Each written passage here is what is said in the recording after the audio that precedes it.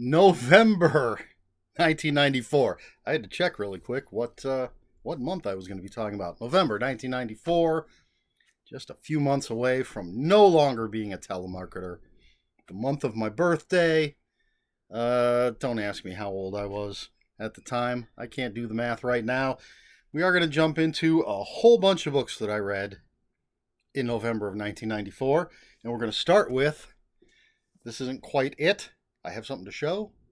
It's not the actual book-ish. Anyway, the first book I read in November 1994 was Spider-Man: The Venom Factor by Diane Duane. I have here the Spider-Man Venom Factor Omnibus. Big, thick book, which actually has 3 novels. The Venom Factor, The Lizard Sanction, and The Octopus Agenda. But at the time, I read the first one, The Venom Factor.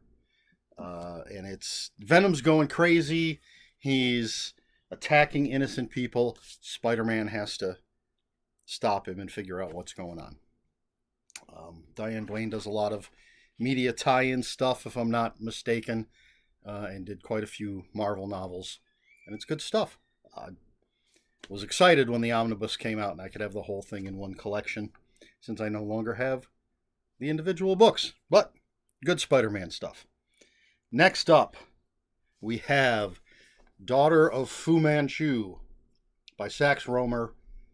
This is a newer edition from Titan Books. I have the entire Fu Manchu series in these editions. Again, I was very excited when this new set came out, and I could get them all. In this one, Sir Dennis Nayland Smith, our MI6 agent, is pursuing Fu Manchu's daughter. She's trying to take over Fu Manchu's empire, and is Nayland Smith going to have to team up with his nemesis to stop a greater evil? Who knows? I would say I know because I've read the book, but I don't remember. Interestingly, to me anyway, I noted on the back of here, it says there's an afterwards on the back of here. Ugh. Horrible English today. On the back of this, it says that there's an afterword by Leslie L. I should just start this whole video over, but I'm not going to. I was up very early. That's going to be my excuse. Afterword by Leslie S. Klinger of The Annotated Sandman by Neil Gaiman. I have the first 2 volumes of The Annotated Sandman. Just something I noted. I know these are controversial, considered racist, these books, and they are. There's some racist content. These books first came out, let's see. Well, not 2012. This is going to give me 1930, it looks like. Or at least the illustration, so early 1900s. Not that that's necessarily an excuse. Fu Manchu is the face of the Yellow Menace, but they are exciting adventures. So if you can get past that, the racism that may or may not be there, some of it is. There are still exciting adventure stories. I mean, there's how many in the series? 2, 3, 13, 14.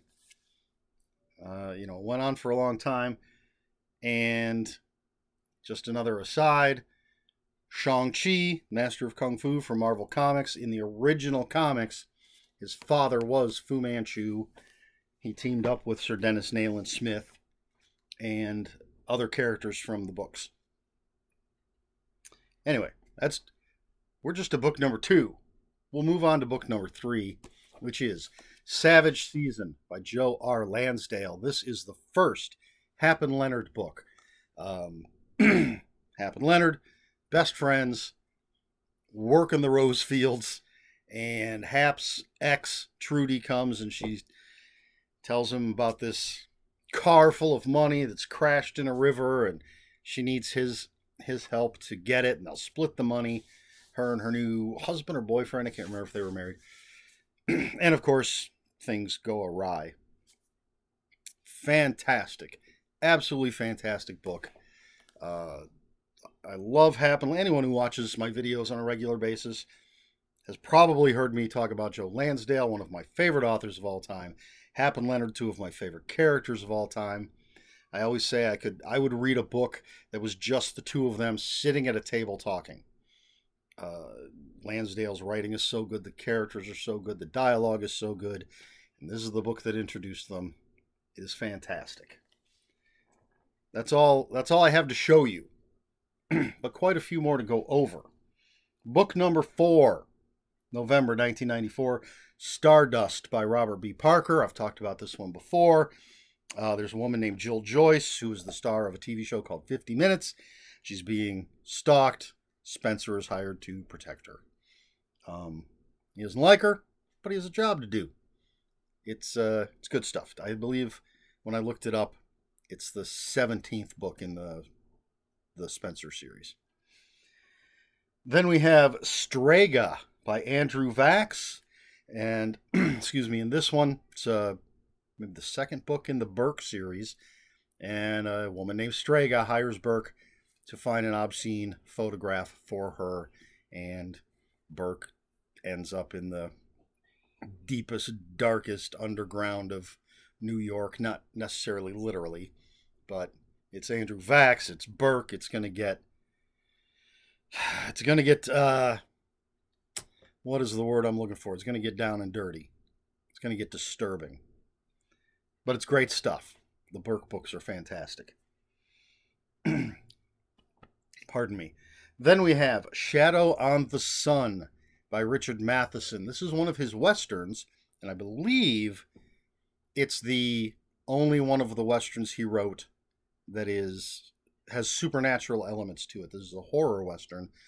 You've got a tiny western town living relatively peacefully with the neighboring Apache when 2 white settlers are found dead. Of course, the white man thinks the Apache have done it, but there's one guy that thinks it's something else, something evil, which it is. Spoilers.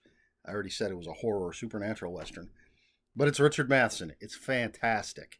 A precursor to splatter westerns? Who knows? All right. Our first nonfiction book of the month, and there's actually 5 of them. But the first one is The Choking Doberman and Other New Urban Legends by Jan Harold Brunvand? I don't know. But this is a book about urban legends. And it's not just a retelling of a bunch of different urban legends. He is a college professor, I think.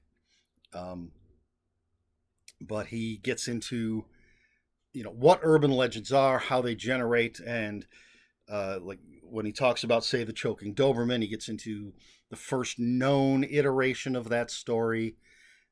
So I'm a big fan of urban legends. So I thought this was really interesting.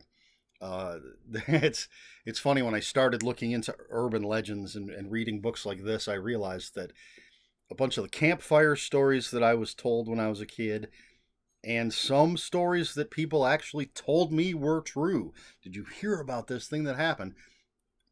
They all turned out to be urban legends. Fascinating stuff to me. Next nonfiction book, we have Couplehood by Paul Reiser. It's your typical series of essays and things, comedy essays by a comedian. In this particular case, they're all about being a couple. I enjoy these things if they're well written, as long as they're funny, and if I'm familiar with the author enough, if I've seen them performing stand up or in a sitcom or whatever, I can actually hear their voice in my head as I read it. I like Paul Reiser. I think he's great in Aliens. So, just a book of comedy stuff. Then we have another nonfiction, Curses Broiled Again by Jan Harold Brunvand. however you say his name. Another book of urban legends. And it's the same thing as the last one. He just talks about different urban legends, but earliest iterations, etc., etc. Fascinating stuff to me. Next up, The Coming of Cassidy by Clarence E. Mulford. This is basically the origin story of Hopalong Cassidy, and I took some notes here because this was originally serialized in 1908, and then it was finally collected and in 1913. But these are the original Hopalong Cassidy stories, westerns. He's a relatively famous at this point. Back when I was a kid, he was probably more famous than he is now. Couldn't say. But this again introduces him, supporting characters, everything. Very obviously, very, very old Western tales. Then, more nonfiction. Einstein, The Man and His Achievements, edited by G.J. Whitrow. And this is a collection of, my notes say, broadcast talks. So just a bunch of people. I don't know if it was a series of broadcasts exactly, but a bunch of people talking about Einstein. And G.J. Whitrow put them together, edited. I don't remember if he just has chunks of this person's talk and then this person's talk and this person's talk, or if they're broken up by actually going through Einstein's life or subject or whatever. But pretty interesting stuff reading about Einstein. Then, pardon me, Imzadi by Peter David. This is a Star Trek The Next Generation novel for non-Star Trek fans. Commander Riker and Counselor Deanna Troi, previous to both being assigned to the USS Enterprise, had a relationship, and they are Imzadi, means they have a special loving bond, even though they're no longer a couple. And so they're sent on a mission. Troi is killed, and Riker starts time traveling all over the place, trying to save her, using essentially the bond that they have to do what he needs to do. He might break the Prime Directive, but if it means the chance to save his Imzadi, is he willing to do it? You'd have to read the book to find out. I don't remember. I know that she's alive by the end of the book, and he's not court-martialed or anything, but, time travel. Plus, the people on Star Trek break the rules all the time. Let's move on to the final nonfiction book of November of 1994, and that is Borrowed Time, The 37 Years of Bobby Darin by Al Diorio. Bobby Darin, one of my favorite performers. I always say that Frank Sinatra was getting jealous and had Bobby Darin whacked. But, and for those of you who maybe don't know off the top of your head, Bobby Darin, I think his first hit was probably Splish Splash Taking a Bath, which is a goofy little song that allegedly he said he could write a song about anything, and somebody said, how about Splish Splash Take a Bath? And then he wrote this song. But Mac the Knife is one of his big ones. I love Artificial Flowers. Such a fantastic song. All sorts of stuff. But anyway, so famous singer, actor. He was nominated for an Oscar.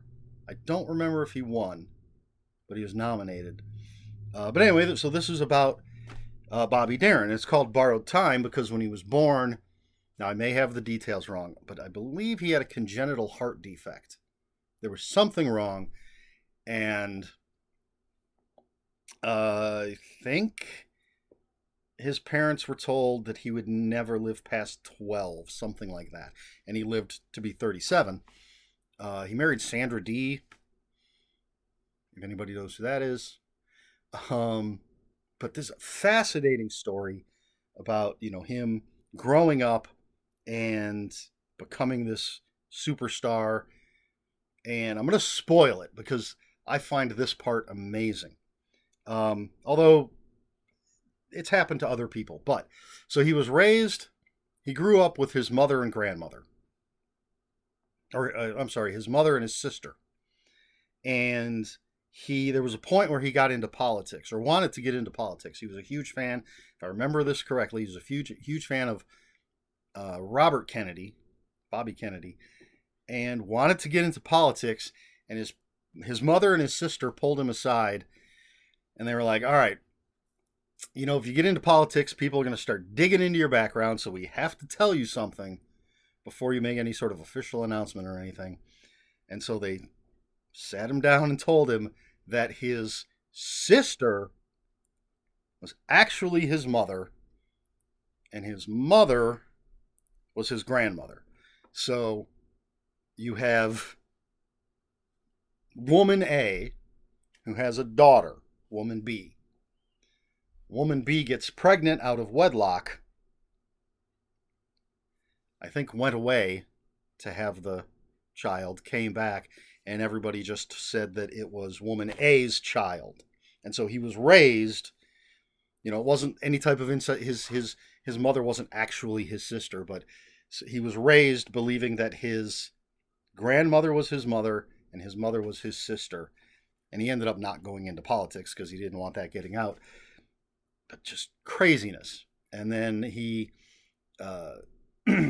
towards the end of his career, he would go out on stage and he would perform, and he would take a short break and have to go off stage and hit an oxygen tank.